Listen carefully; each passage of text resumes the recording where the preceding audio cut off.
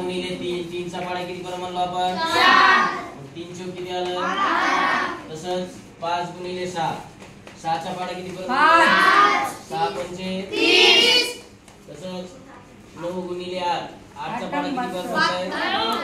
9 परत 9 8 आता तुम्हाला सोडवायला 3 गणित दिले होते 7 चा पाडा किती परत म्हणायचा आहे 6 म्हणा बरं 7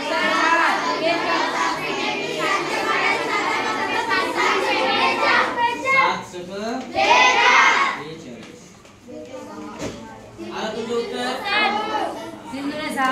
2 चा पाडा 3 परत म्हणायचा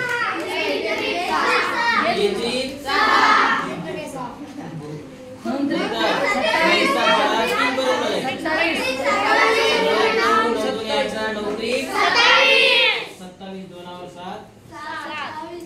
अगदी सोपं आहे का नाही कोणाला कळालं हात वर करा